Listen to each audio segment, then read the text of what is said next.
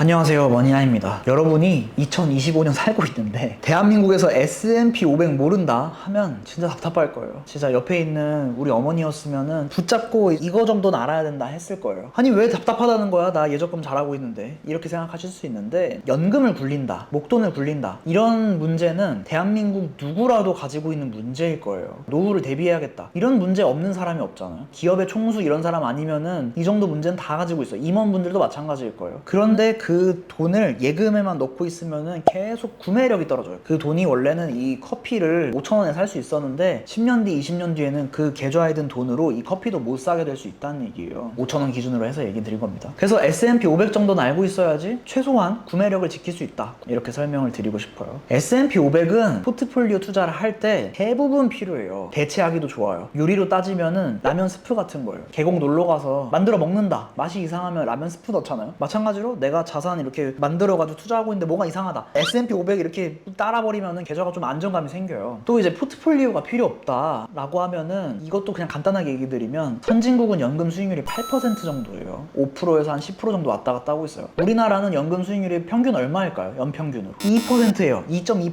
2.3% 이래요. 왜 그럴까요? 우리나라 사람들은, 저도 우리나라 사람이니까 대부분 이제 예적금 가스라이팅을 당해가지고 예적금 해야 된다고 생각을 하거든요. 그래서 매달 대충 생각했을 때 2%랑 8%랑 6%밖에 차이가 안 나는데 뭔 차이냐 하실 수 있는데, 매달 100만 원씩 연금에 넣는다고 하면은 나중에 10년, 20년 지나면 몇 억씩 차이가 나요. 근데 이제 투자는 100살까지 해야 되거든요. 내가 은퇴를 하고 나서도 내가 자금 가진 거를 돈이 굴러가야지 은퇴 자금 병원비도 쓰고 이럴 거잖아요. 안 굴러가고 그냥 냅두면 계속 쓰기만 하고 있으니까 아주 불안할 거잖아요. 투자를 어느 정도 해야 되는데, 그런 시기 때도 이 포트폴리오 투자를 하지 않으면, 선진국처럼 연금 수익률을 높여놓지 않으면은 부족한 국면에 다다르게 될 거다, 이런 거죠. 그래서 미국 주식 이런 데 투자해가지고 외화도 벌어오고 이러면 얼마나 좋아요. 이렇게까지 얘기했는데 그래도 공부 안 할 거다, 그냥 뒤로 가기 누르세요. 구독 취소해도 돼요. 이런 노잼 재테크 영상 볼 시간에 귀여운 강아지 고양이 보시고 연예인 영상 보고 런닝맨 보고 이런 게 훨씬 낫습니다. 노잼 영상 비효율적으로 보지 마세요. 이렇게 얘기 드렸으니까 가실 분들은 가셨겠죠? 살아남은 분들이 공부가 되실 수 있게 3가지 정도만 간단하게 설명드릴게요. 아주 짧게.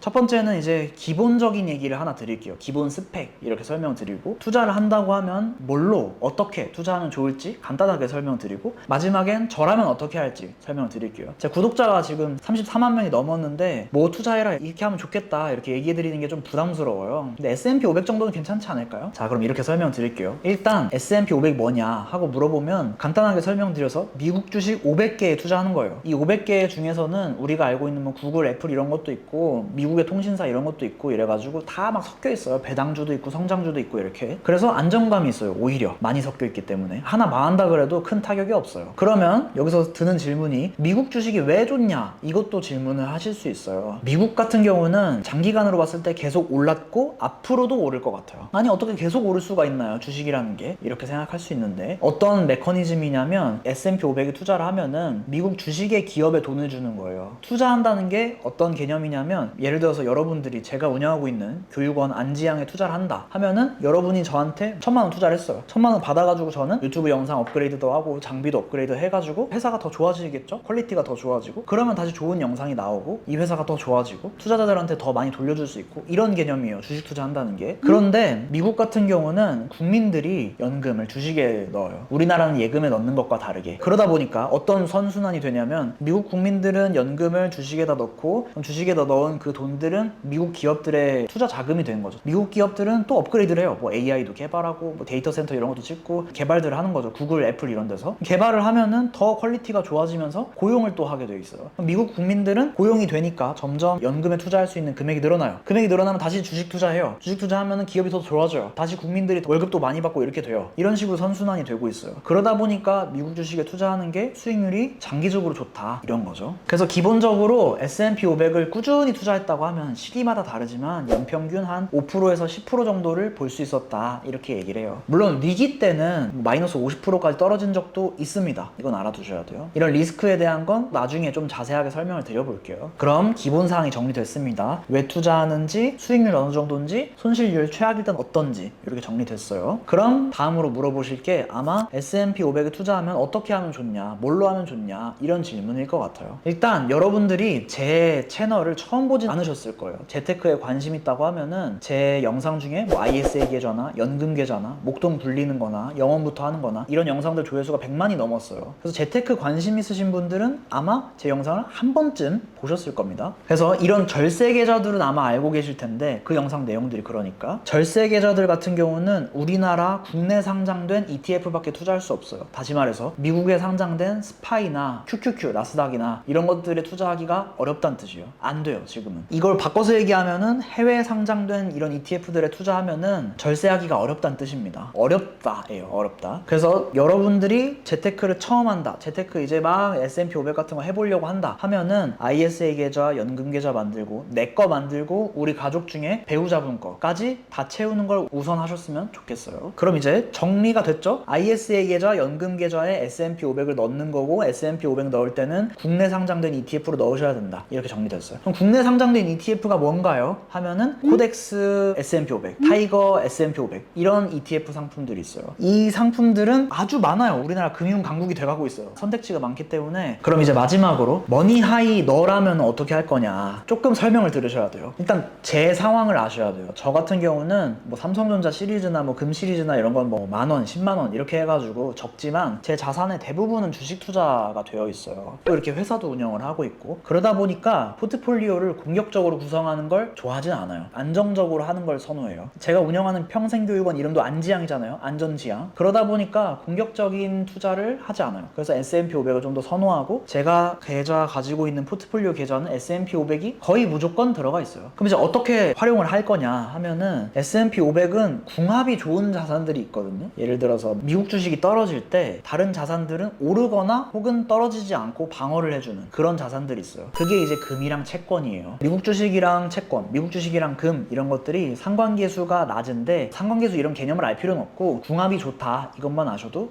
괜찮습니다. 그래서 제 계좌에는 S&P 500이랑 채권이나 금 이런 것들이 섞여서 들어가 있는 거죠. 저라면 그렇다는 겁니다. 반대로 이제 여러분들이 영상을 보시면서 나는 금융위기나 코로나 때 마이너스 30% 찍혀도 잘 버틸 수 있다 이러신 분이면 그렇게 하셔도 상관없어요. 저 같은 경우는 좀 더 안정적으로 하려고 여러 자산들을 섞는 거예요. 그리고 장기간 굴리는 연금이라고 하면은 최대한 안정적으로 굴리셨으면 좋겠어요. 뭐 지금 당장이야 뭐 S&P 500이 막 오른다 하지만 한 10년 뒤, 20년 뒤에도 그럴지는 모르거든요. 100%는 아니거든요. 그래서 제가 어떻게 할지도 설명드렸습니다. 그래서 마지막으로 정리를 할게요. 여러분이 영상에서 이런 걸 배웠어요. 지금 첫 번째 S&P 500을 왜 알아야 되는지 이것도 설명드렸어요. 그 다음에 S&P 500의 기본 스펙도 알아봤어요. 수익률, 손실률 이런 것도. 세 번째 절세 계좌에 넣었으면 좋겠다. 그리고 그 절세 계좌에는 국내 상장 ETF, 코덱스 머시기, 타이거 머시기 이런 ETF들만 들어가고 그런 ETF들로 먼저 접근하셨으면 좋겠다 설명을 드렸고, 네 번째로는 S&P 500이랑 궁합이 좋은 자산들이 있고 그게 이제 채권이랑 금이다. 그래서 이런 것들도 계좌에 같이